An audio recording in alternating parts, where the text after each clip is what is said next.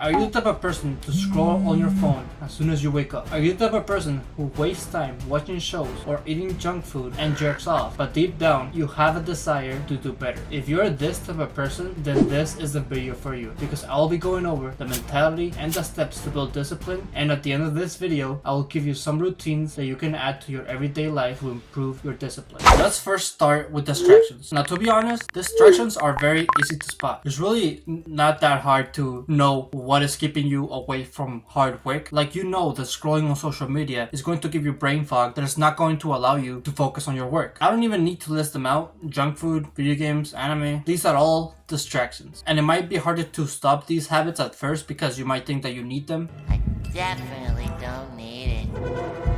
I don't need it. I don't need it.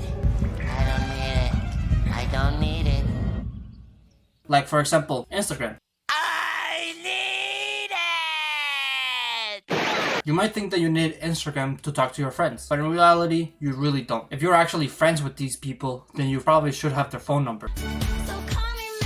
Instagram is still a distraction, it's still social media, it is still something that is keeping you away from your purpose. But at the end of the day, it's only a matter on how hard you work on your discipline. Because to be honest, eventually, especially if you're young, you're gonna be exposed to these bad habits. You're going to be exposed to junk food through your parents. You're going to be exposed to Instagram through your friends or classmates, people at work. They're going to talk about it, and you're going to be interested in it because it's natural. It's natural for humans to follow what other people are doing, but you have to keep in mind your purpose and your goals. You have to plan ahead. You have to know that this is going to happen and not consume these things. And in order to do this, you have to build discipline. It doesn't matter how you go about it. It's all a matter of willpower. It's only a matter of controlling your mind. I'll give you an example. A couple days ago, my mom brought groceries and I helped her bring down the groceries and stuff. And as I took everything out, I saw a bunch of sweets. I saw Pinguinos. I don't know if you know those. I saw Chips Ahoy, Oreos. And to be honest, I was really close to relapse. I was really close to binging and eating all of them, but I didn't. I straight up just looked at it and I just used willpower. Now, willpower can be helpful, but you have to remember that in order to make it better, you have to train it till failure.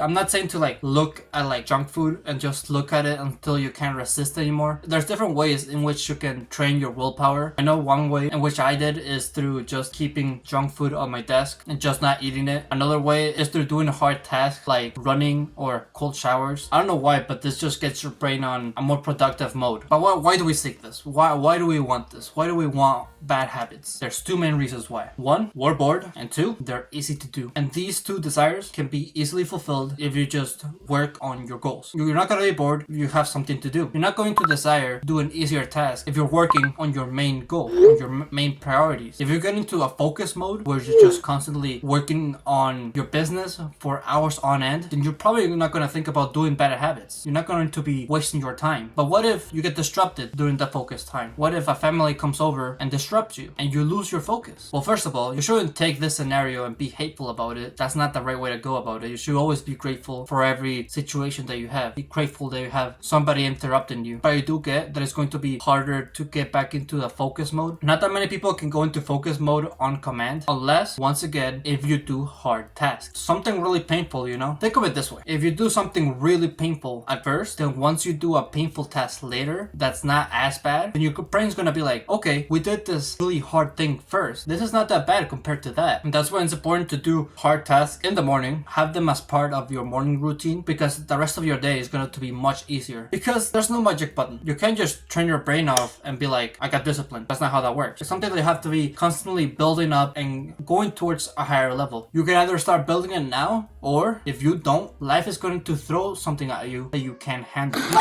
Of course, we want to be decreasing your dopamine. We want to improve the good habits and decrease the bad habits. One of the ways in which we can reduce bad habits is through dopamine detox. There's two ways that you can do dopamine detox, however. You can either reduce all the bad habits straight away and just increase the good ones, decrease the bad ones straight away for 2 weeks, in the hopes that your brain is going to be adjusted to this style of living in that amount of time. However, most people fail to do this. Once the 2 weeks is up, they relapse. They go back to their bad habits. This is due to the fact fact that 2 weeks is not enough. If you're like me, you've probably done bad habits for years. I mean, it's only natural. I believe I started doing like bad habits like around middle school, high school, playing video games, watching shows, jerking off. This is not something that's gonna be changed during 2 weeks times. This has been happening for years. So you can expect to need a longer time. That's why the second method in which you can do a dopamine detox is through setting the goals of longer periods of time. I highly recommend you do monthly goals as well and do compounding effects. This is like the best way to do monthly goals. Let's say you want to improve making money. Let's say by the end of the year you want to make $5,000 a month. First, you're gonna need a baseline. You only want to make like the bare minimum. So your first month would have to be like $500, but the next month is going to be either 1,000 or lower than that, depending on how much you think you can handle. Then the next month you increase it, but you increase it on the number that you set for the month before that, if that makes sense. Pretty much, if I can give you like an autistic level explanation, first month 500, next month 1,000, next month 1,500, and then you just continually improve. Obviously this is an unrealistic example. I mean, if you can increase the amount of money you make by 500 each month, then congratulations, I'm proud of you. But not that many people are going to be able to do that. However, my point is that you're constantly gonna get better each month if you like increase it by just a little bit, just like a tiny bit. And increasing it just a tiny bit can go a long way because each month compounds. You're doing better. Like if you keep better every month, the month in which you started is going to look really easy. That's how you should go about NoFap as well. I feel like most people just try to get to a higher number without thinking about the long term, but doing it this way just is much more realistic. Now I want to give you guys some protocols. I will make videos in the future going into more detail with these protocols, but I just want you to keep them in mind. So first off, we got make a timetable. If you don't know what to do throughout your whole day, making a timetable is gonna pretty much reduce wasted time. Like it tells you what you have to do instead of what you want to do. Then I have writing down your goals. If you write down your goals, it will give you more motivation because you know what you get out of it, but not only that, you know how you're helping others. Writing goals is always about what you want to leave behind, how you want to help your tribe. Turn off notifications when you do deep work. That's like an obvious. You don't want to be disturbed whenever you want to do deep focus work. You just want to be focused on it and in that zone as much as possible. Visualize success. This is something that I've done really recently and I've come to like it. I